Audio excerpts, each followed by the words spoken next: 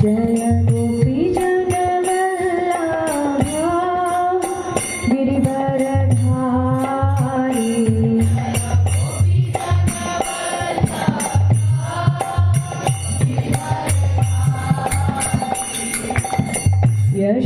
यशोदानंदना ब्रज जन रंजना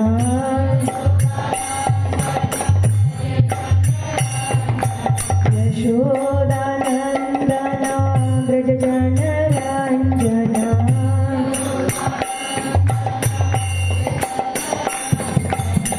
यमुना तीरा वनचारी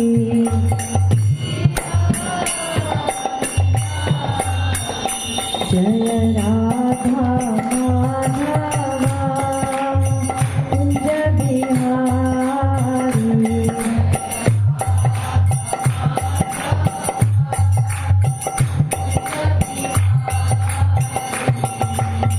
हरे कृष्णा कृष्णा कृष्णा हरे हरे हरे राम राम राम हरे हरे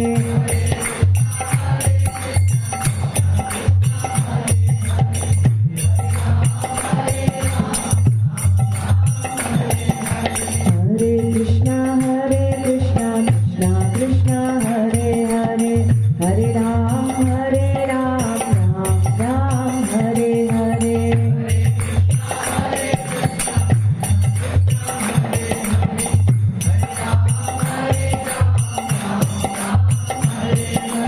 हरे कृष्णा कृष्णा कृष्णा हरे हरे हरे राम राम हरे हरे हरे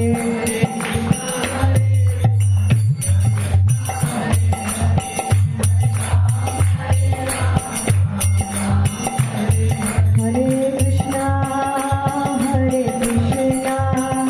कृष्णा कृष्णा हरे हरे हरे राम राम राम हरे हरे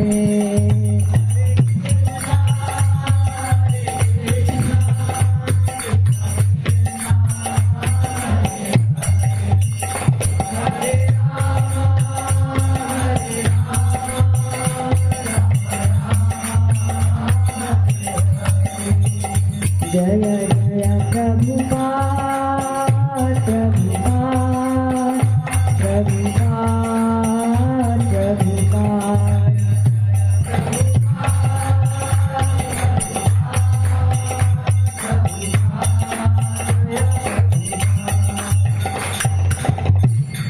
बोलो जगत गुरु शिला प्रभुपाद की, श्री गुरु महाराज की, श्री राधा श्याम सुंदर भगवान की, श्री गौर निताई पंच तत्व भगवान की, नरसिंहदेव प्रहलाद महाराज की, वृंदावन के षडगो स्वामी वृंद की, पूरी दिव्य गुरु परंपरा की, पूरी दुनिया में सनातन धर्म का प्रचार करने वाले जगत गुरु शिला प्रभुपाद की जय।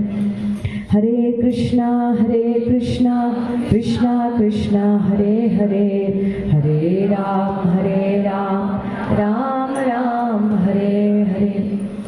ओम अज्ञानतिमिरान्धस्य ज्ञानाञ्जनशलाकया चक्षुरुन्मिलितं येन तस्मै श्रीगुरुवे नमः।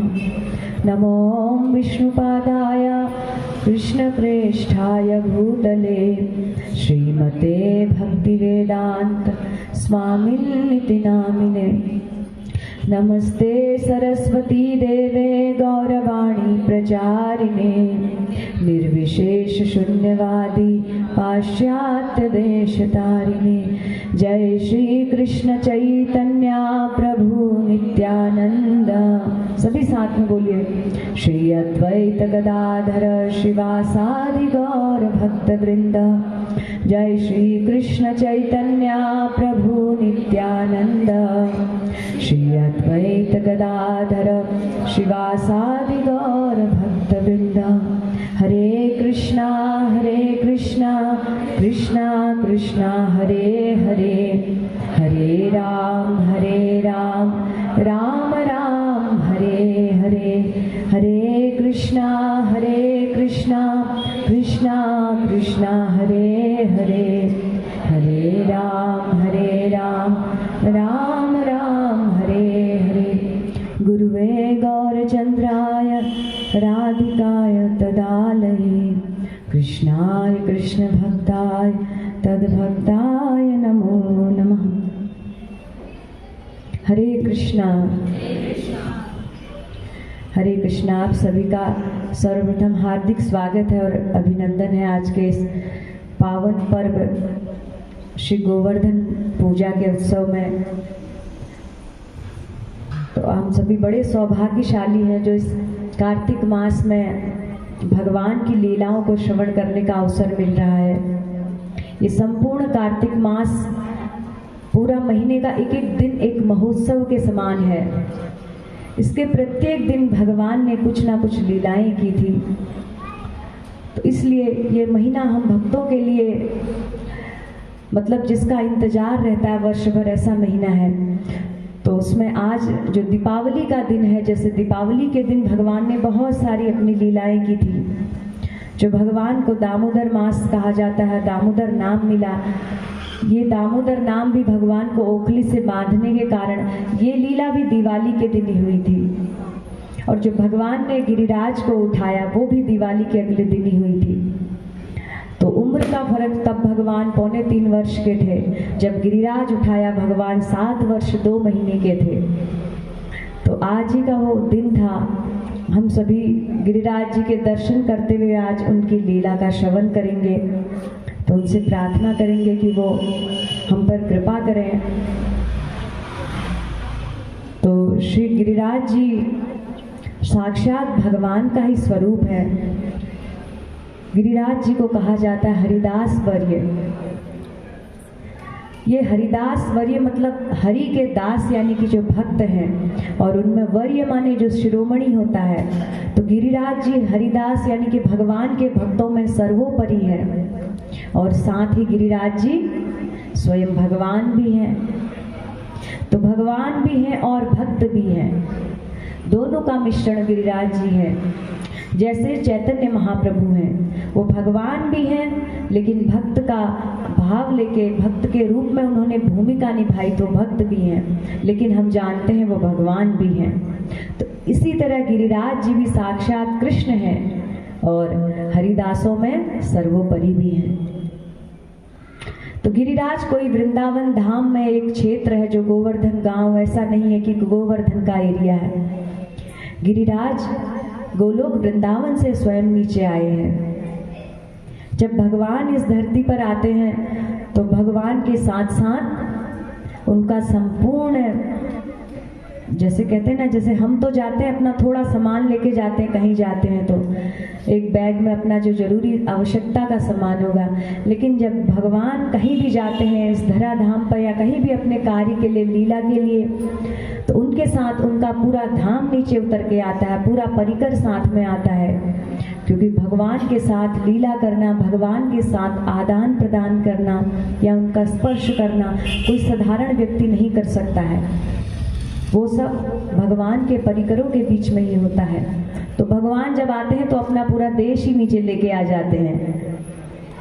तो जब भगवान इस धराधाम पे आने लगे तो श्रीमती राधा रानी से भगवान ने कहा कि राधे आप भी चलिए, क्योंकि आपके बिना मेरी लीलाओं की पूर्णता नहीं होगी। तो राधा रानी ने साफ साफ मना कर दिया, मैं पृथ्वी लोक में, मृत्यु लोक में नहीं जाऊंगी। भगवान ने कहा क्यों, आप क्यों नहीं जाएंगे? तो राधा रानी ने कहा जहाँ गिरिराज गोवर्धन नहीं है, जहाँ यमुना नहीं है, वहाँ एक क्षण भी मेरा मन नहीं लगता है। तो भगवान ने कहा यदि ऐसी बात है तो हम गिरिराज और यमुना को भी साथ में ले जाएंगे। तो वही गिरिराज और यमुना जी इस धराधाम पर आए। यमुना जी ने बाह्य दृष्टि से सूर्य देव की पुत्री के रूप में जन्म लिया। यम और यमुना दोनों भाई बहन, यमराज जी और यमुना। और गिरिराज जी ने द्रोणांचल पर्वत के वहाँ पुत्र के रूप में, गिरि पर्वत के रूप में जन्म लिया। तो ये गिरि पर्वत है तो नित्य धाम के ही, जब लीला के लिए आते हैं तो यहाँ कहीं ना कहीं उनको जन्म धारण करना पड़ता है। तो द्रोण पर्वत के वहाँ जन्म लिया था। तो वहाँ जब भगवान श्री राम का इस समय लीला चल रहा था, तो श्री रामा अवतार में जब सेतु बंधन का कार्य चल रहा था, उस समय सभी वानर बड़े बड़े विशाल विशाल पर्वतों को, वृक्षों को, जो जो उनको मिल रहा था सब उठा उठा के ला रहे थे, क्योंकि इतना बड़ा समुद्र है, उसको रास्ता बनाना है, उस पर पुल बनाना है। कोई छोटे मोटे पत्थरों से काम नहीं चलेगा। तो जितने भी करोड़ों असंख्यों वानर थे, सब चारों दिशाओं में फैल गए थे, जहाँ जो मिले सब समुद्र में डाल दें। तो छोटे मोटे बानर भी बड़ा बड़ा ला रहे थे। तो उस समय क्या हुआ, हनुमान जी तो फिर सेवा में सबसे पहले अग्रणी रहते हैं। तो हनुमान जी ने कहा कि मैं ऐसा कोई पर्वत लाऊंगा जो इतना बड़ा हो कि एक ही पर्वत डालने से काफी सेतु बंध जाएगा। तो हनुमान जी द्रोण पर्वत के पास आए। तो उसके कई पुत्र थे। उससे हनुमान जी ने रिक्वेस्ट करी, प्रार्थना करी कि आज भगवान की सेवा का सौभाग्य प्राप्त हो रहा है, तो आपके कई पर्वत पुत्र हैं, तो आप लोग चलिए वहाँ भगवान राम की सेवा में, सेतु बंधन में आवश्यकता है। तो सब पुत्रों ने पूछा, स्वयं द्रोण पर्वत ने भी पूछा क्या सेवा है। तो हनुमान जी ने बताया कि आपको समुद्र में डाला जाएगा, तो आपके ऊपर चल के भगवान जाएंगे। तो द्रोण पर्वत के अन्य पुत्रों ने कहा, अच्छा तो अगर हमें आप सेतु में डालोगे तो हम दिखेंगे कि नहीं दिखेंगे। उन्होंने कहा नहीं, आप तो जल के नीचे रहोगे, हाँ दिख सकते हो थोड़े थोड़े, लेकिन आप ही नहीं रहोगे, असंख्यों और पर्वत आ रहे हैं वहाँ। तो उन्होंने कहा अच्छा ठीक है, तो ये गारंटी है कि हमारे ऊपर श्री राम जी के चरण पड़ेंगे। तो हनुमान जी ने कहा राम जी के चरण पड़ेंगे, इसकी पूरी गारंटी तो नहीं दे सकता हूँ, क्योंकि इतनी बड़ी वानर सेना है, राम जी किसी किसी जगह पर चरण रखेंगे, लेकिन पूरे में तो नहीं चरण रखेंगे। लेकिन इतनी गारंटी दे सकता हूँ कि राम जी के भक्तों के चरण जरूर पड़ेंगे। लेकिन जो द्रोण पर्वत के अन्य पुत्र थे, उन्होंने तो मना कर दिया कि हम नहीं जाएंगे। जहाँ मतलब इतना उनको लगा कि डायरेक्ट भगवान की सेवा होती तो हम जाते। लेकिन जो गिरि पर्वत थे, गिरिराज थे, उन्होंने कहा हम चलेंगे, भले ही भगवान के चरण ना पड़े पर भगवान के भक्तों के चरण मेरे ऊपर पड़ेंगे, तो उनका दर्शन तो मैं कर पाऊंगा, तो मुझे आप ले चलो। तो हनुमान जी ने, भगवान के उठाने से पहले हनुमान जी ने इन गिरिराज जी को उठाया था। तो हनुमान जी इन गिरिराज जी को उठा के वहाँ से चल पड़े। तो वहाँ से जब चल पड़े थे, तो जब मथुरा के समीप ब्रज की सीमा में पहुँचे ही थे, तो उसी समय संदेश पहुँचा दिया सब जगह चारों दिशाओं में कि जो जो वानर जहाँ जहाँ से जिस जिस वृक्ष को, पर्वत को उठा के ला रहा है, उन सबको कि वहीं रख दो, हमारा सेतु बंधन का कार्य पूर्ण हो चुका है, अब लाने की आवश्यकता नहीं। और सबने जहाँ जहाँ से ला रहे थे, छोटे मोटे पर्वत थे, वो तो रख दिए। हनुमान जी तो इतने बड़े गिरि पर्वत को ला रहे थे, गिरिराज को, तो हनुमान जी ने इनको मथुरा के समीप रख दिया। तो गिरिराज जी कहते हनुमान जी से, आपने क्या किया? आपने ना प्रभु राम के चरणों में मुझे पहुंचाया, ना मुझे घर में रहने दिया, मुझे तो बीच में लाके छोड़ दिया, अब तो मैं कहीं का भी नहीं रहा। तो हनुमान जी ने कहा तुम्हें थोड़ा धैर्य रखनी पड़ेगी, थोड़ा प्रतीक्षा करनी पड़ेगी। मैं तुम्हें आशीर्वाद देता हूँ कि आज भले ही तुम भगवान की सेवा में नहीं आ पाए हो, लेकिन इसका अगला जो अवतार होगा भगवान का कृष्ण के रूप में, उस समय तुम्हें वो सौभाग्य प्राप्त होगा जो किसी पर्वत को प्राप्त नहीं हुआ था। तुम्हें वो सौभाग्य भगवान देंगे कि अपने मस्तक से भी ऊपर तुम्हें ले जाएंगे। भगवान सबका अहंकार, जो भी ऊपर उठता है उसके अहंकार को तोड़ते हैं। हरि का नाम क्या है? गर्व का विध्वंस करते हैं भगवान। जिस भी जीव के भीतर अहंकार आता है, ब्रह्मा शिव देवता से लेके कोई भी हो, भगवान उसका अहंकार तोड़ते हैं, उसको नीचे उतारते हैं। लेकिन गिरिराज ही एक ऐसे हैं जिनको भगवान ऊपर उठा देते हैं, जिनको ऊपर चढ़ा देते हैं। तो हनुमान जी ने आशीर्वाद दिया कि द्वापर में जब भगवान कृष्ण अवतार में आएंगे, तब तुम्हें सेवा का सौभाग्य मिलेगा। एक बार चरण नहीं रखेंगे, भगवान आपके गिरिराज के कंदरामों ही अपनी लीलाएं करेंगे, तो थोड़ा प्रतीक्षा करनी पड़ेगी। तो वही गिरिराज जी ब्रज में भगवान की प्रतीक्षा करते रहे कब कृष्ण अवतार हो। तो समय के साथ जब कृष्ण अवतार हुआ, तो कृष्ण अवतार में भगवान ने धीरे धीरे शनय शनय लीला करते करते भगवान आज के दिन 7 वर्ष 2 महीने के हो गए। तो नित्य प्रति ब्रज में कुछ कुछ उत्सव होता ही रहता था। तो आज के दिन ऐसा हुआ, दिवाली का अगला दिन था। भगवान जब सुबह सुबह उठे, छोटे से बालक, तो भगवान ने देखा कि अरे आज तो ब्रज में इतना बड़ा उत्सव की तैयारी हो रही, सारा गोकुल जो है इतना सजा हुआ है वृंदावन, और सभी गोप ग्वालिनों ने नए नए वस्त्र पहने हुए हैं, सब कार्यों में व्यस्त है, कोई आ रहा है जा रहा है किसी ने, और जो गोप है वो बड़े बड़े ब्राह्मणों को बुला के ला रहे हैं, और सब घरों में इतने सुंदर सुंदर पकवान बने हैं, टोकरियों में भर भर के पकवान आ रहे हैं, इतने लोग एक जगह पर एकत्र हुए हैं, और सुंदर सुंदर पताकाएं लगी हैं, आम के पत्तों से बंधनवार सजाए हैं। तो भगवान बालकृष्ण कहते हैं मैं तो सोया रहा रात भर, इतना बड़ा उत्सव की तैयारी हो गई, मुझे पता ही नहीं है क्या हो रहा है। तो भगवान अपने माँ के पास जाते, मैया इतने सुंदर सुंदर पकवान आपने क्यों बनाए हैं, इसमें से थोड़ा सा मैं ले लूँ, कुछ खा लूँ। तो मैया कहती खबरदार इसमें हाथ मत लगाना, ये तो पूजा के लिए रखे हैं। तो भगवान जिद करते नहीं मुझे चाहिए। कहती जा अपने बाबा को पूछ ले, अगर वो कहते हैं खा ले तो खा लेना। तो मैया ने टालने के लिए कृष्ण भगवान को नंद बाबा के पास भेजा। नंद बाबा से भगवान प्रश्न करते हैं, बाबा ये आज क्या उत्सव हो रहा है, इतनी बड़ी तैयारी हो रही है, क्यों, क्या कारण है, आप बताओ मुझे। तो अब जब कोई बहुत बड़ा उत्सव घर में हो रहा हो, सारे ब्राह्मण इकट्ठे हुए हो, मुख्य यजमान नंद बाबा स्वयं है, कितने व्यस्त होंगे। उस समय कोई आपके घर का छोटा बच्चा 7 साल का बार बार तंग कर रहा है कि पिताजी ये क्या हो रहा है, तो हम क्या कहेंगे, हट जा तू साइड पे बैठ, थोड़ा उतना ध्यान नहीं देंगे। तो नंद बाबा ने भी कहा कान्हा अभी रुक जाओ, थोड़ा सा पीछे अपने कार्यों में व्यस्त रहे। तो भगवान ने फिर जोर दे के कहा कि बाबा आप मुझे क्यों नहीं बता रहे हो, जो महान लोग होते हैं, जो अच्छे लोग होते हैं, वो तो सारी बात बता देते हैं, कुछ भी छुपाते नहीं है, तो आप मुझसे छुपा क्यों रहे, इतना बड़ा उत्सव हो रहा है। फिर कहते हैं अच्छा आप अगर वैसे नहीं बताना चाहते तो ऐसे तो बता दो कि आपका पुत्र हूँ मैं। अब पुत्र होने के नाते घर में क्या क्या उत्सव होते हैं, क्या हमारे रीति रिवाज हैं, घर के सदस्यों को पता होना चाहिए। घर में जो बेटा है, जो नई बहू आती है, उसको सिखाते हैं कि ये हमारे रिवाज हैं, तुम्हें पता होने चाहिए, ताकि ये परंपरा हमारे बाद चलती रहे।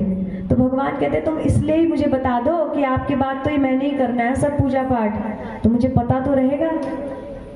फिर नंद बाबा कहते हैं कि कन्हैया ये जो हम पूजा कर रहे हैं, इंद्र के यज्ञ की पूजा कर रहे हैं। हर वर्ष हम आज की तिथि पर इंद्र को भोग लगाते हैं, खूब भोग बनाते हैं, उसका यज्ञ करते हैं, उसका पूजन करते हैं। सब ब्राह्मण इसलिए एकत्र हुए हैं और खूब दक्षिणा देंगे। तो भगवान कहते हैं कि बाबा इंद्र की पूजा क्यों करते हो आप? कहते कन्हैया कैसी बात बोल रहे हो, ऐसा नहीं बोलते देवताओं को, इसकी पूजा क्यों करते हो? अरे इंद्र तो क्या है, हमें वर्षा देता है। अगर इंद्र की पूजा नहीं करेंगे तो हमारा तो जीवन ही संभव नहीं है। इंद्र वर्षा देता है तो उससे क्या होता है, घास उगती है। घास उगती है तो उसमें जब हरा हरा अच्छा चारा लगता है तो गाय चारा खाती हैं, और गाय चारा खाती है तो हम तो ग्वाले हैं, गोप है, तो गाय दूध देती है, उस दूध से ही हमारी आजीविका चलती है। अगर गायों को कुछ हो जाता है तो हमारी तो आजीविका ही नष्ट हो गई, हम ग्वालों का तो जीवन ही कुछ नहीं हुआ। तो इसलिए मूल में इंद्र के द्वारा ही हमारा पालन पोषण हो रहा है। तो भगवान कहते हैं कि बाबा ये तो आपका भ्रम है। आप इंद्र, ऐसा थोड़ा है कि इंद्र आप पूजा कर रहे हो आपके घर में बारिश करेगा, जो पूजा नहीं कर रहा है क्या उसके वहां बारिश नहीं करेगा? ऐसा थोड़ा होता। जब एरिया में बारिश होती सभी के वहां होती है, पड़ोसी ने पूजा नहीं करी तो उसके खेत को छोड़ थोड़ा देते हैं। तो भगवान कहते कि बाबा ये आपका भ्रम है, ऐसा नहीं है कि इंद्र की पूजा करोगे तो ही बारिश होगी। तो मनुष्य को जो भी प्राप्त होता है उसके कर्मों से प्राप्त होता है। भगवान वहां पर बहुत सारी शिक्षाएं देते हैं। सबसे पहले तो भगवान ये चाहते थे कि कृष्ण भक्ति की स्थापना हो, शुद्ध भक्ति की स्थापना हो। तो हमारे नंद बाबा जो पिताजी हैं वही इंद्र की पूजा करेंगे तो बाकी और क्या ही करेंगे। तो भगवान को कहना था कि सभी मेरी पूजा करो, मेरे भक्त बनो, परम ईश्वर की पूजा करो। तो भगवान नहीं चाह रहे थे कि इतने बड़े नंद बाबा जिनका स्थान देखा जाए तो देवताओं के समक्ष भी कुछ नहीं है, ब्रजवासियों का स्थान बहुत ऊंचा है, तो भगवान नहीं चाहते थे कि मेरे प्रिय ब्रजवासी मुझे छोड़ के किसी और की पूजा करें। तो भगवान ने हम सभी को संदेश भी दिया कि हमें भगवान की ही शरण लेनी चाहिए, किसी और की पूजा और उसके आश्रय में नहीं रहना चाहिए। यदि हमारे अंदर ऐसा भ्रम है कि हम पूजा नहीं करेंगे तो हमारे जीवन में तो सब विनाश हो जाएगा, संकट आ जाएंगे, परेशानियां आ जाएंगी, तो उसका हल भी भगवान ने दिया। भगवान ने कहा मनुष्य जो जैसे कर्म करता है वही उसको प्राप्त होता है, ये निश्चित है। इसमें कोई भी देवता से लेके ग्रह से लेके कोई भी आपका हस्तक्षेप नहीं कर सकता है।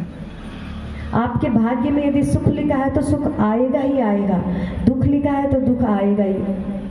जब देवताओं की हम पूजा करते हैं, हम सोचते हैं कि देवताओं ने हमें ये वरदान दिया, तो होता ऐसा है कि जो हमारे खाते के पैसे जो होते हैं, जैसे हमने खाते में कुछ पैसे इकट्ठे कर दिए तो हम बैंक में जाके चेक काटते हैं या विड्रॉ करते हैं तो हमारे पैसे हमें मिलते हैं। ऐसा थोड़ा कि बैंक वाले ने हमें पैसे दे दिए हम खुश हो जाते हैं, वो हमारी कमाई थी, हमने जमा की थी, आज हमको मिल गई। ऐसे ही जैसे हम कर्म करेंगे समय आने पर उसका फल हमको मिल जाता है। तो हम जब किसी की पूजा करते हैं, देवता ने ऐसा किया, तो भगवान कह रहे हैं कि ये भ्रम है, वो होता आपके ही खाते का है, लेकिन देवताओं की पूजा करने से यदि वो शीघ्र मिलता है तो हम सोचते हैं इसने दिया, मिलता हमारे भाग्य का है। तो भगवान ने बहुत सारी शिक्षाएं देनी थी इस गोवर्धन लीला से। तो भगवान ने कहा आज गोवर्धन इस इंद्र की पूजा नहीं होगी, आज तो हम जब गायों का आप कह रहे हो, मनंद बाबा के प्रश्नों का उत्तर दिया, पूरा तर्क किया भगवान ने, वहाँ सब ऋषि सब समाज उपस्थित था, बड़े बड़े विद्वान उपस्थित थे, उन सब के सामने भगवान ने शास्त्र सम्मत बातें रखी। 7 वर्ष के भगवान इतनी बड़ी बड़ी बातें कर रहे हैं, कह रहे हैं कि अगर आपको लगता है गायों से हमारी जीविका चलती तो गायों का जीवन तो गिरिराज गोवर्धन में घास चरती हैं वो, अगर गिरिराज की घास नहीं चरेगी गोवर्धन की तो गोवर्धन यानी कि गाय हमारे जो गिरिराज है वही हमारी गायों का वर्धन करते हैं, तो हमें उनकी पूजा करनी चाहिए। आप तो मतलब व्यर्थ में ही इंद्र को श्रेय दे रहे, ये श्रेय तो हमारे गिरिराज को मिलना चाहिए। तो ब्रजवासी क्या थे, भगवान की बात तुरंत मान लेते थे। जिसकी बहुत श्रद्धा होती है, जो पवित्र अंतःकरण का व्यक्ति होता है, वो शास्त्रों की और साधु की बात को तुरंत स्वीकार कर देता है बिना संशय और बिना तर्क के। तो ब्रजवासी उन्होंने बिना तर्क किए बात स्वीकार कर ली, ठीक है अब हम आज गिरिराज की पूजा करेंगे। तो अब क्या करना है, भगवान ने कहा चलो सब गिरिराज जी की तलहटी में वहीं पूजा करेंगे। तो जो सब पूजा का सामान यहाँ एकत्र हुआ है, जो भी ब्राह्मण है सब हैं, गोप गोपी अपने पकवानों को सबको लेके गिरिराज की ओर चलो। तो असंख्यों भीड़ ग्वालों की ग्वालिनों की सब लोग गिरिराज की ओर चल पड़े, नाचते गाते कीर्तन करते हुए कि आज गिरिराज का पूजन होगा। जब गिरिराज के समक्ष पहुंचे, भगवान ने स्वयं दंडवत होकर गिरिराज जी को प्रणाम किया। तो उन्हें देख के बड़े सभी ऋषि मुनियों ने, नंद बाबा ने, सब ब्रजवासियों ने गिरिराज जी को प्रणाम किया पहली बार। और प्रणाम करके भगवान ने कहा इनकी पूजा करो, इनके चरण अभिषेक करो। अब इतने बड़े गिरिराज जो 7 कोस के हैं, 21 किलोमीटर के गिरिराज जी, आज तो वो बहुत छोटे हो गए शाप के कारण, लेकिन गिरिराज जी बहुत विशाल थे। तब भगवान ने जब उनको उंगली में उठाया था वो इतने विशाल थे कि पूरा ब्रज 84 कोस उसके भीतर समा गया था। जो आज हम अपनी दृष्टि से देख रहे हैं वो शाप वो प्रत्येक दिन क्षीण होते जाते हैं, तो उसके कारण इतने छोटे हैं। अन्यथा गिरिराज का वास्तविक स्वरूप वो था द्वापर में कि जब कहते हैं सूर्यास्त, जब सूर्य मध्य भाग से क्रॉस कर जाता था तो पूरे वृंदावन में छाया हो जाती थी। इतने ऊंचे गिरिराज के थे कि सूर्य की रोशनी आधा दिन ही रहती थी वृंदावन में और आधा दिन छाया रहती थी। तो उन गिरिराज जी की जब पूजा करी, अब बोला अभिषेक करो, पूजा करते तो सबसे पहले अभिषेक करना होता है। अब इतने बड़े गिरिराज का अभिषेक कैसे होगा, सारे ग्वाल ग्वाली लगे अपने मटके भर भर के पानी लाने। भगवान ने कहा इससे कुछ नहीं फर्क पड़ने वाला है, ये तो बहुत ऊंचे हैं। तो भगवान ने उसी समय गंगा देवी का आह्वान किया, तो मानसी गंगा भगवान के मन से स्मरण करने के कारण वो प्रकट हुई। तो मानसी गंगा की धारा से संपूर्ण गिरिराज जी का अभिषेक हो गया। अब अभिषेक हो गया, अब आरती पूजा कर दी है। अब क्या करना है, भगवान ने कहा अब इनको भोग लगाओ सुंदर सुंदर। तो जो भोग क्या लगाए, उन्होंने कहा जो आपने यज्ञ के लिए इंद्र के लिए बनाया था वो सारी आइटम गिरिराज जी को दे दो। अब बताइए इंद्रदेव को कैसा लगा होगा। उनके हिस्से का जो सारा भोजन था, सब पकवान बनाए थे, वो इंतजार कर रहे थे। और जब खाने का समय आया, सब उठा के गिरिराज जी को भोग लगा दिया। इतना भोग लगाया गिरिराज जी को, जो था सब खिला दिया, और भगवान स्वयं गिरिराज के भीतर प्रकट हो गए। तो सब ब्रजवासियों ने प्रत्यक्ष रूप से पहली बार देखा कि गिरिराज जी मुख खोल खोल के खा रहे हैं। ऐसा नहीं कि भोग लगा रहे हैं, खत्म नहीं हो रहा है, सब खत्म होता जा रहा है पात्रों से, बर्तन के बर्तन भीतर जा रहे हैं, फलों के मतलब जैसे टोकरी भर भर के भीतर मुख में जा रहे हैं। इतने विशाल रूप में गिरिराज जी ने भोग लगाया। तभी तो कहते हैं कि अन्नकूट, यानी कि इतना अन्न, इतना भोजन, इतना 56 भोग, क्या कई भोग लगे गिरिराज जी को।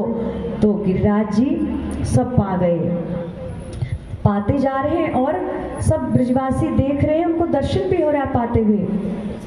तभी यशोदा मैया कहती, अरे रोहिणी मैया देखो जरा, इस गिरिराज जी की शक्ल तो अपने कान्हा से मिल रही है, क्योंकि स्वयं भगवान ही गिरिराज के रूप में पा रहे थे। यहाँ सेवा करा रहे हैं और वहाँ सेवा ले रहे हैं, दोनों रूप में भगवान थे।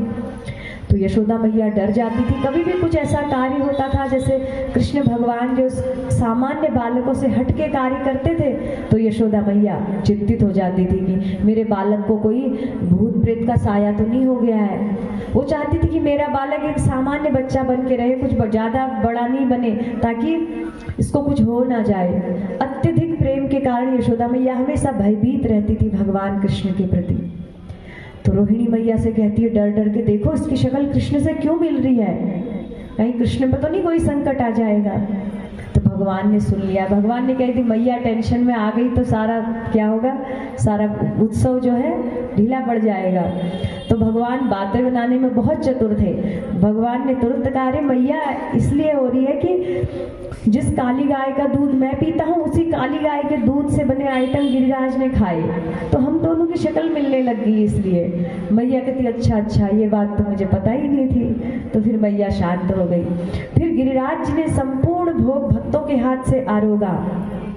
उसके बाद ब्रिज की हर रसोई में गिरिराज जी ने अपने विशाल हाथ बढ़ा के जिस रसोई में जो आइटम पड़ी हुई थी, सब भीतर से खींच के गिरिराज जी खा गए।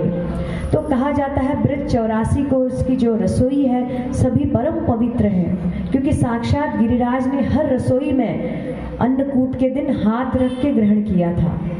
तो इसलिए आज भी ब्रिज के संत जो भजन करते हैं, ब्रिजवासियों के रसोई की मधुकरी लेते हैं।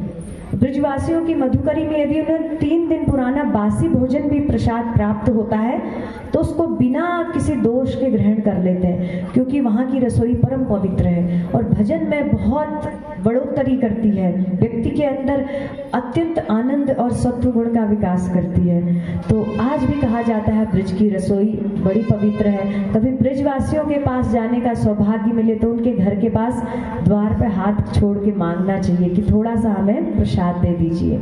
इसे कहा जाता है मधुकरी। तो आज भी संत इसको पालन करते हैं। तो गिरिराज जी ने हर रसोई से उस दिन प्रसाद प्राप्त किया और आरोगा। यहाँ सब उत्सव हुआ, खूब भोग लग गया। उसके बाद भगवान ने कहा, अब ब्रजवासियों संपूर्ण पूजा हो गई, भोग हो गई, कीर्तन हो गया, अब क्या करना है, सब गिरिराज की परिक्रमा शुरू करो। तो भगवान ने स्वयं आगे आगे गायों को किया। आगे गायों को जब भी शुभ कार्य होता है तो शुभ गाय है, हाथी है, ऐसी चीजें शुभ मानी जाती हैं, इनको आगे किया जाता है। तो भगवान ने कुछ गायों को आगे करके गोपों को, ग्वालिनों को, सबको बोला गिरिराज की परिक्रमा उठाओ। तो स्वयं भगवान ने आज के दिन पहली गिरिराज परिक्रमा शुरू की थी। जब गिरिराज परिक्रमा हुई, खूब कीर्तन, उत्सव, महोत्सव के साथ नाचते गाते हजारों ग्वाल ग्वालिन ब्रजवासी भगवान के सानिध्य में जो गिरिराज परिक्रमा कर रहे होंगे, उसका क्या आनंद होगा, उसका हम विचार भी नहीं कर सकते हैं। तो बहुत उत्सव मन गया। उत्सव समाप्त हुआ तो भगवान ने कहा, आप सभी अपने अपने घरों को प्रस्थान करिए, अब गिरिराज प्रसन्न हो गए हैं, अब आज से गिरिराज की ही पूजा होगी, इंद्र की पूजा नहीं होगी। यहाँ ये सब समाप्त हुआ और ब्रजवासी अपने घरों को लौट आए। तो वहाँ क्या हुआ, इंद्रदेव को बहुत क्रोध आ गया। जो हर वर्ष मेरी पूजा चली थी, कितने लंबे समय से परंपरा थी, आज एक 7 वर्ष के बालक के कहने पर ब्रजवासियों ने, नंद बाबा ने उस परंपरा को तोड़ दिया, मेरी पूजा छोड़ दी। इंद्रदेव के अभिमान को बहुत बड़ी ठेस पहुंची। और जैसे ही हमारे अभिमान को या हमारे दोषों को ठेस पहुंचती है तो हमें गुस्सा आता है। तो इंद्रदेव को इतना क्रोध आया, इतना क्रोध आया, उन्होंने कहा जो प्रलय के समय जो मेघ, जो बादलों को बुलाया जाता है, प्रलय कर दो, जब सृष्टि में प्रलय होता है उस समय वाले उन बादलों को इंद्र ने बुलाया, बोला तुम ब्रज में प्रलय कर दो, इस ब्रज को नष्ट कर दो और ब्रज में एक भी व्यक्ति बचना नहीं चाहिए। वर्णन आता है कि जो मेघ थे, जो बादल थे, वो डरने लग गए। इंद्र का आदेश प्राप्त करके भी बादलों की हिम्मत नहीं है ब्रज में वर्षा करने की। नंद गोपों के घर कैसे वर्षा करेंगे, और भगवान के वहां वो डर रहे थे। तो इंद्र ने उनको कहा कि आप डरते क्यों, मैं तुम्हारे साथ आ रहा हूँ। अपने ऐरावत में इंद्र स्वयं विराजमान होकर संवर्तक मेघों के पीछे पीछे चले अपना वज्र लेके, और फिर मेघों ने बरसना शुरू किया। ब्रजवासियों के ब्रज 84 कोष में आंधी, तूफान, वर्षा की शुरुआत हुई। ऐसी शुरुआत हुई, बताते हैं भागवतम में वर्णन आता है, जैसे एक मोटा खंबा होता है, इस खंबे के समान बारिश की बूंदें गिरी। एक एक बारिश की धार खंबे के समान थी। उन धार के द्वारा जहां धार पड़ती थी वहां पर्वत, पत्थर सब में गड्ढा हो जाता था। इतनी तीव्रता से ब्रज डूबने लगा कि ब्रज में सब मर जाएंगे, सब डूब जाएंगे, सब कुछ नष्ट भ्रष्ट हो गया। आंधी, तूफान, बारिश से कहाँ पर गहरा है जमीन, कहाँ पर ऊंचा है, कुछ पता नहीं चल रहा है, सब जलमग्न हो गया है। तो ब्रजवासियों ने देखा अब तो हमारे प्राण संकट में है। तो ब्रजवासियों ने, जब भी कभी संकट आता था, ब्रजवासियों के पास एक ही सहारा होता था। कुछ भी हुआ, पूतना आई तो हे कृष्ण रक्षा करो, तृणावत आया तो हे कृष्ण रक्षा करो, दावानल लगी वन में तो गोप सखाओं ने अरे कन्हैया रक्षा करो, काली नाग हुआ तो रक्षा करो। उनको कुछ भी नहीं पता, ब्रजवासियों को कुछ भी संकट आया, उन्हें इतना पता है कि हमने भगवान के चरणों की शरण लिया और वो अवश्य हमें बचाएंगे। तो इसी आश्रय के साथ ब्रजवासी जब जब संकट आता है तब तब भगवान को पुकारते हैं। आज फिर संकट आया तो ब्रजवासियों ने ये नहीं सोचा कि ये छोटा सा 7 वर्ष के बालक हमें क्या बचाएगा। उन्होंने तुरंत कहा, हे कृष्ण, हे हमारे नाथ, हे गोकुल के अधिपति, हमारी रक्षा करो, रक्षा करो। तो भगवान अपने भक्तों का संकट कभी नहीं देख पाते हैं। भगवान ने कहा, ब्रजवासियों तुम धैर्य रखो।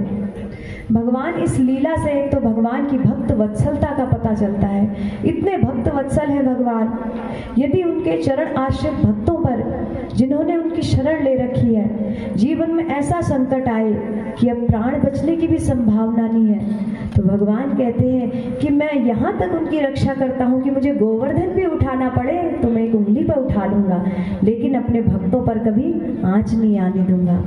इतने भक्त वत्सल है भगवान। गोवर्धन उठाने का मतलब है हमारे जीवन में वो समस्याएं, वो विपदाएं, वो परिस्थितियां जो हमें लगता था ये तो बड़ी असंभव है, उसको भी भगवान संभव कर देते हैं। जैसे कि गिरिराज को उंगली पर उठाना असंभव था, लेकिन भक्तों की रक्षा के लिए भगवान ने वो भी किया।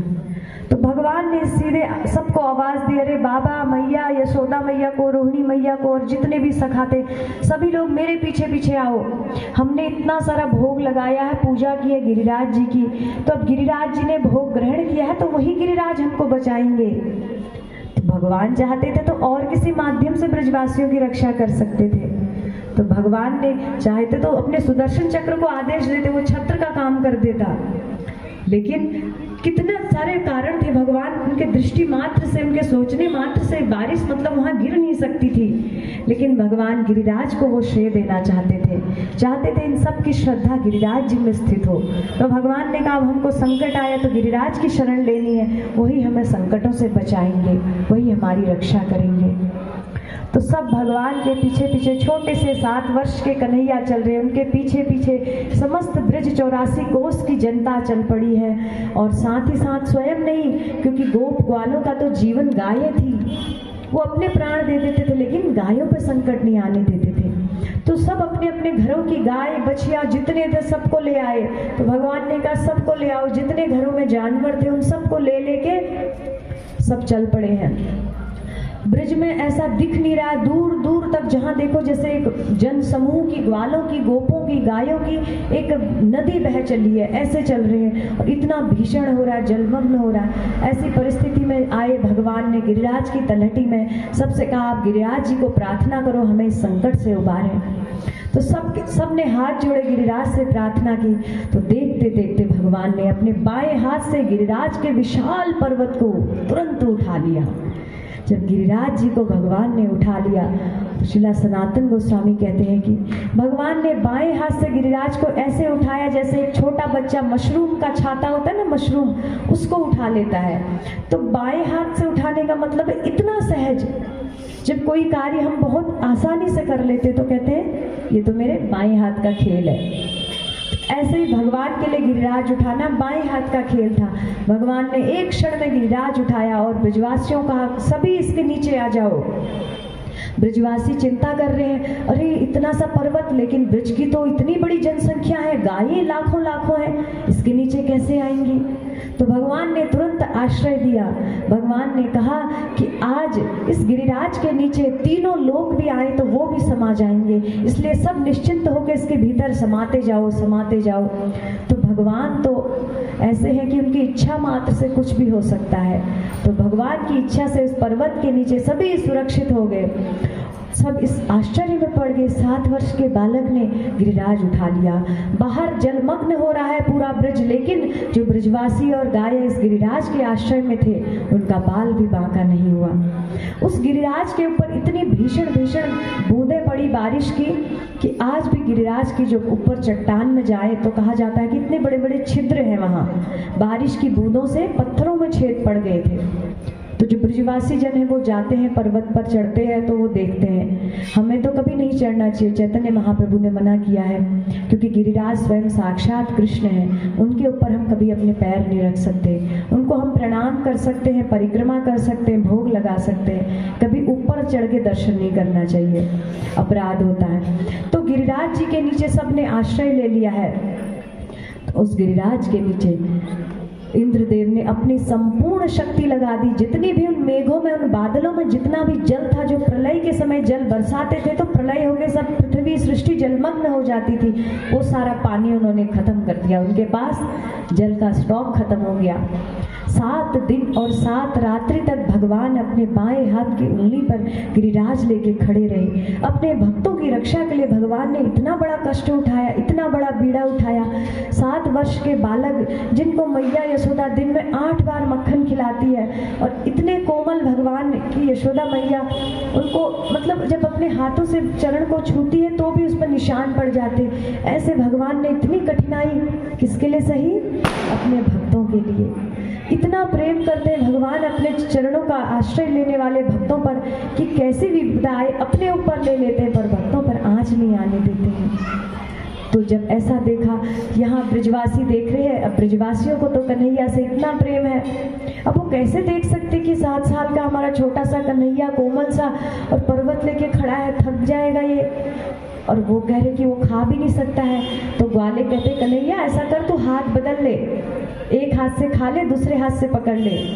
तो भगवान कहते नहीं, तुम चिंता मत करो। फिर कहते ग्वाले अच्छा तू चिंता मत कर, हम डंडे लगाते हैं। हम जितनी भी बांस के डंडे थे सब ग्वाले ने, सब हजारों ग्वाले अपने डंडे लेके आए कि अब हम अपने डंडे नीचे लगा देते हैं, गिरिराज अटक जाएगा, तू थोड़ा देर रेस्ट कर ले हाथ नीचे करके।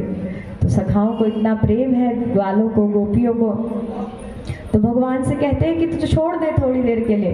भगवान उनको कहते हैं कि नहीं नहीं, तो बात नहीं मानते, क्योंकि उनको लगता है कि उनको इतना विश्वास नहीं होता। अत्यधिक प्रेम के कारण कृष्ण रक्षा तो कर रहा है, लेकिन लगता है तो हमारा मित्र है, हमारा बालक है, हमारा बच्चा है। तो फिर ग्वाल कहते हैं कि नहीं कृष्ण तो बहुत इतरा रहा है कि तू ही गोवर्धन उठा सकता है। अरे हमने डंडे लगा रखे इसलिए तेरा गोवर्धन टिका हुआ है, थोड़ा देर हाथ छोड़ दे।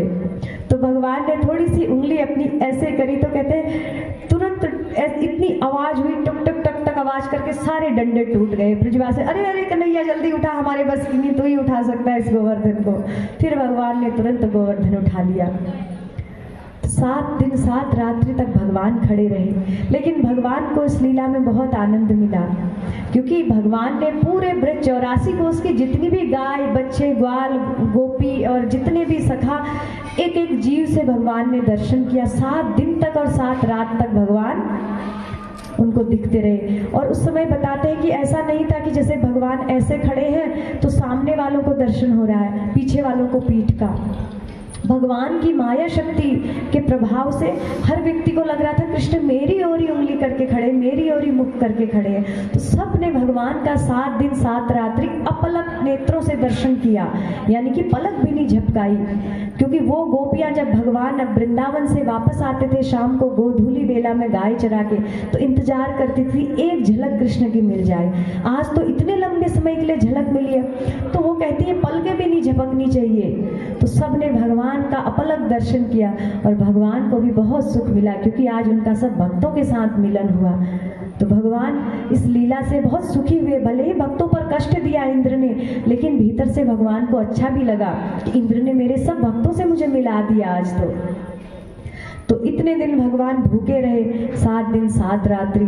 तो उसके बाद यशोदा मैया ने 56 भोग जो लगता है उसकी परंपरा यहीं से शुरू हुई थी। यशोदा मैया ने सोचा मेरे छोटे से लाला जो दिन में 8 बार खाता था 7 दिन तक भूखा रहा, तो उस सारी कसर जैसे गिरिराज नीचे रखा, 7 दिन बाद जब बादलों के जल खत्म हो गया और संवर तक मेघ वापस लौट गए इंद्र के पास, अब हम कुछ नहीं कर सकते हैं, इंद्र का अभिमान भंग हो गया, अरे मैं तो कुछ भी नहीं कर पाया।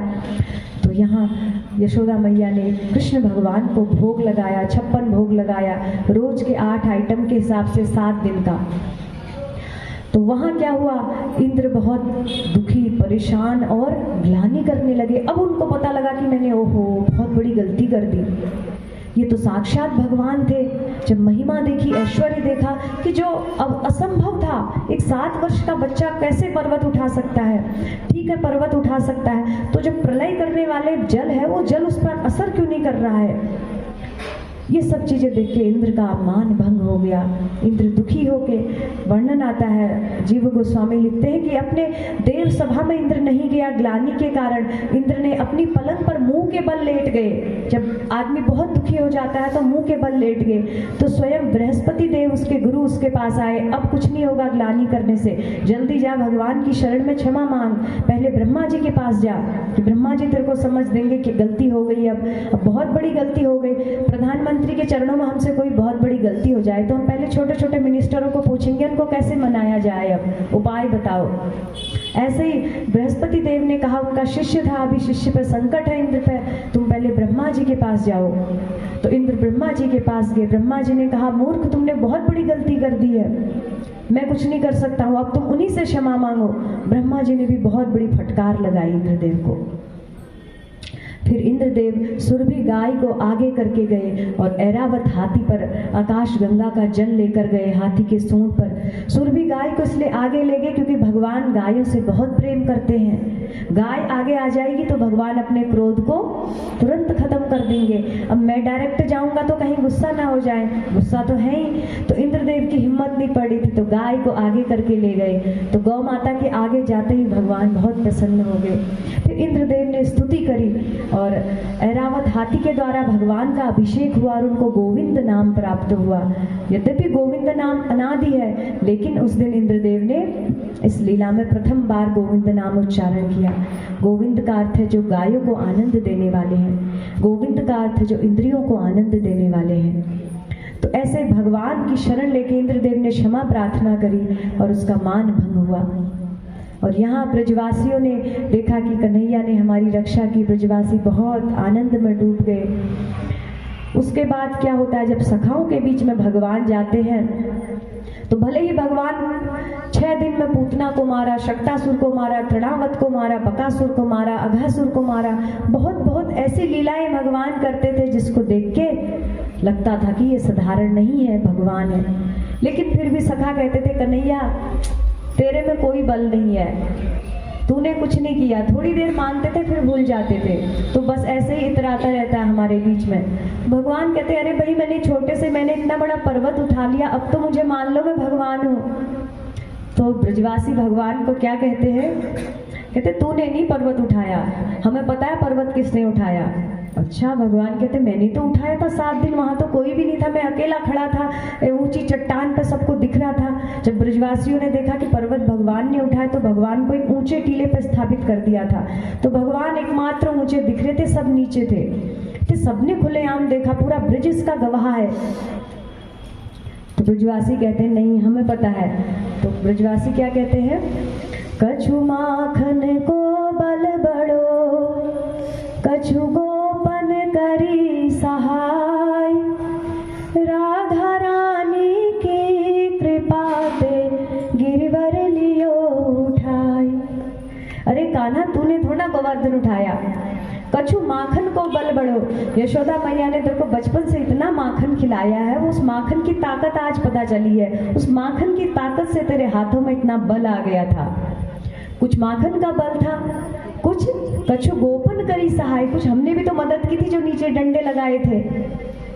अगर तू इसको भी नहीं मानता है कन्हैया, तो तीसरा क्या, राधा रानी की कृपा से तूने गिरवर उठाया।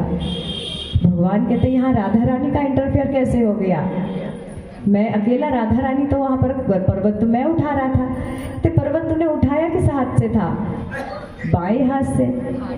बायां भाग किसका होता है, स्त्री का होता है, अर्धांगिनी कहा जाता है। बायां भाग तो पत्नी का होता है, राधा रानी का है, शक्ति का होता है। तो वो अगर तेरी ताकत होती तो दाहिने हाथ में दिखती, वो तो राधा रानी की ताकत थी तो बाएं हाथ में दिखी। तो भगवान उन ब्रजवासियों के आगे झुक जाते हैं, ऐसा प्रेम ब्रजवासियों का है। तो इन ब्रजवासियों के लिए, इन भक्तों के लिए भगवान ने आज के दिन गिरिराज उठाया। ये गिरिराज हम सबकी मनोकामनाएं पूरी करने के लिए इस धरती पर आए हैं। किसी भी भक्त के अंदर कोई भौतिक या आध्यात्मिक कोई भी इच्छा हो तो गिरिराज परिक्रमा करके यदि मांगे तो संपूर्ण हो जाती है। आज भी लोग वहाँ, बूढ़े बूढ़े लोग दंडवती परिक्रमा करते हैं। क्यों करते हैं, दंडवती में कितना कष्ट होता है, एक जगह लेटना, दूसरी जगह लेटना, बार बार उठना। क्यों, उनकी ऐसी ऐसी कामनाएं पूरी हुई होती जो असंभव जीवन में लगती थी, उसके कारण उनकी इतनी श्रद्धा हो जाती कि उन्हें दंडवती परिक्रमा भी कम लगती है। और आज भी ब्रजवासी कुछ भी होता है तो गिरिराज बाबा हमारो है कहते हैं, उनके लिए गिरिराज ही सर्वस्व है। तो इन गिरि गोवर्धन आज ही के दिन भगवान ने इनको अपने हस्त कमल पर विराजित किया था और भक्तों की रक्षा के लिए ये प्रकट हुए थे। तो हम सब के लिए ये विशेष है, ये आज का दिन जिन हम सभी ने संपूर्ण जो भी यहाँ उपस्थित है, मुख्य रूप से सबने भगवान के चरणों का आश्रय लिया है। तो इन गिरिराज जी ने ही हम सब की रक्षा की है और करेंगे आगे। और हमें ये याद रखना चाहिए, मन में ये उत्साह रखना चाहिए कि जीवन में भले ही कैसी परिस्थिति आ जाए, लेकिन हमारे भगवान, हमारे रक्षक, हमारे नाथ, जो हमारे स्वामी हैं, वो कृष्ण इतने शक्तिशाली है कि आवश्यकता पड़ने पर हमारे लिए गोवर्धन भी उठा सकते हैं। इतना विश्वास हमें रखना चाहिए। तो हमारे जब इतने समर्थवान भगवान हमारे अपने हैं, उनका आश्रय लिया है, तो जीवन की किसी भी स्थिति में हमें कभी डामाडोल नहीं होना चाहिए, निराश नहीं होना चाहिए। कुछ क्षणों में ही भगवान कुछ भी कर सकते हैं। एक क्षण में ब्रिज में प्रलय आना था, उसी क्षण में सब रक्षा हो गई। एक क्षण लगता है भगवान को कुछ भी करने में। तो इन गिरिराज जी से हमें प्रार्थना करनी चाहिए। गिरि गोवर्धन, गोवर्धन का अर्थ है कि जो वर्धन करते हैं, जो बढ़ाते हैं। इनसे जो मांगोगे वो बढ़ जाता है। इनसे भक्ति मांगोगे, भक्ति बढ़ेगी। इनसे आप जो भी वस्तु मांगना चाहें संपूर्ण रूप से पूरी करते हैं।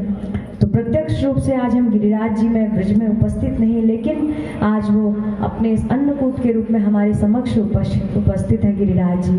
तो ये परंपरा है कि इनको साक्षात रूप में इनका पूजन किया जाता है गिरिराज जी का। तो जब अभी हम इसकी परिक्रमा करेंगे तो इसी भावना से हमने परिक्रमा करनी है कि साक्षात वृंदावन की भूमि में गिरिराज की परिक्रमा हम कर रहे हैं। तो आज के दिन तो गोवर्धन में जो परिक्रमा मार्ग होता है पूरी तरह भरा हुआ होता है। संपूर्ण ब्रज में तरह तरह से, जगह जगह से लोग आके परिक्रमा करते हैं और गिरिराज जी का आशीर्वाद लेते हैं।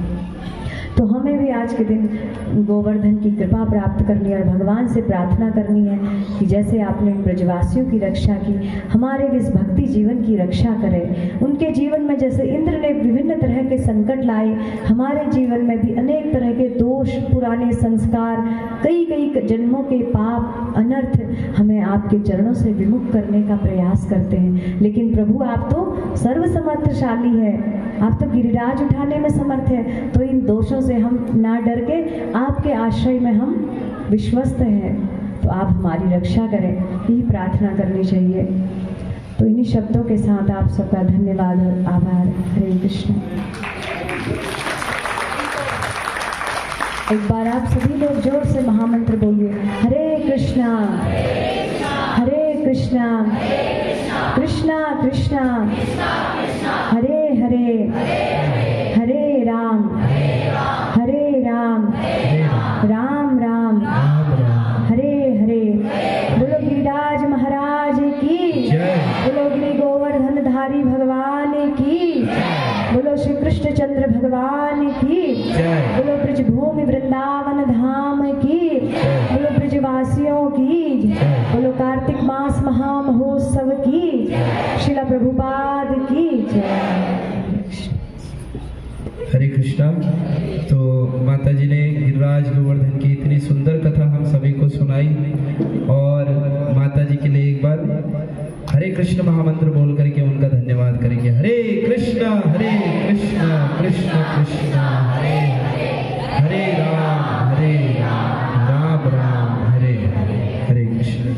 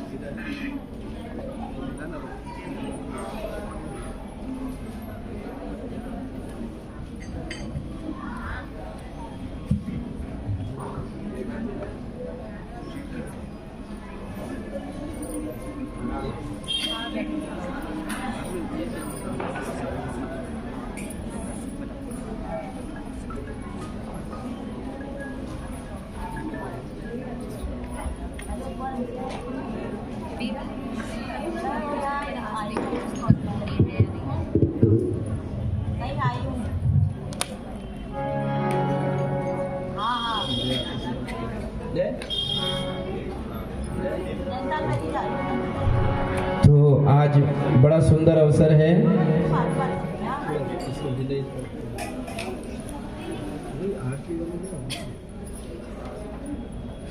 कब तक लाओगे?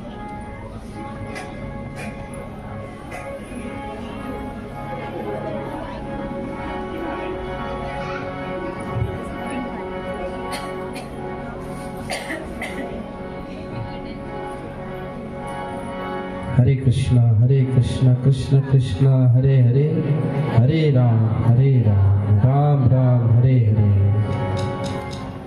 तो जिस सुंदर अवसर की हम चर्चा कर रहे थे,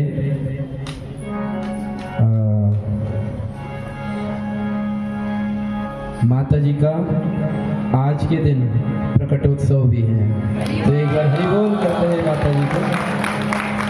और माता जी तो बचपन से ही बहुत महान वैष्णव परिवार से हैं, और बचपन से ही जो है सारी शिक्षा दीक्षा और बहुत भक्ति के बहुत उच्चतम स्तर पर माता जी अभी है। और हम लोगों को भगवान की बड़ी विशेष कृपा है कि हम सभी को जो है माता जी का सानिध्य मिलता है, और हम लोग और तो क्या प्रयास कर सकते हैं, बस एक आशीर्वाद लेने के स्वरूप छोटे मोटे प्रयासों से ही हम लोग कर रहे हैं। तो केक कटिंग का यहाँ पर हम लोग करेंगे अभी। हरि बोल लेके आओ।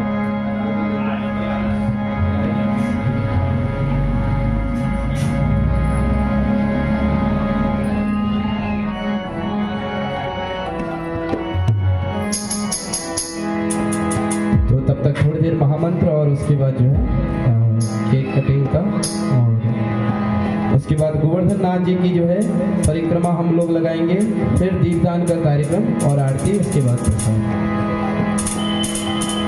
हरे कृष्णा कृष्णा कृष्णा हरे हरे हरे राम सब लोग बोलिए राम राम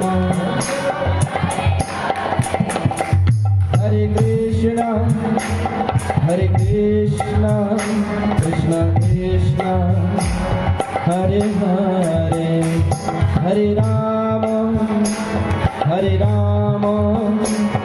राम राम हरे हरे हरे कृष्णा हरे कृष्णा हरे हरे हरे राम राम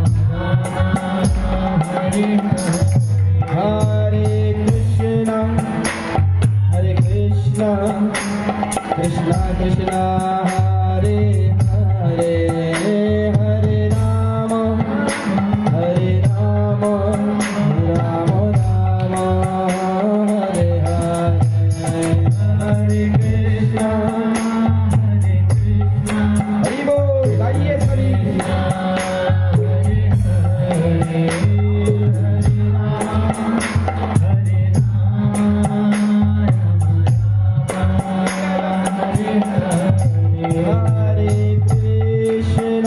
हरे कृष्णा कृष्णा कृष्णा हरे हरे हरे राम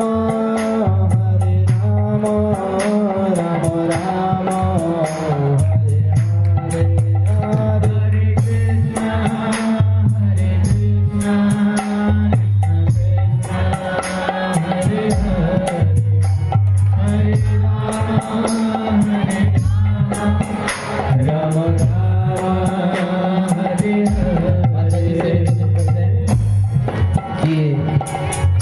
केक काटने के लिए आप आ जाइए कृपा करके।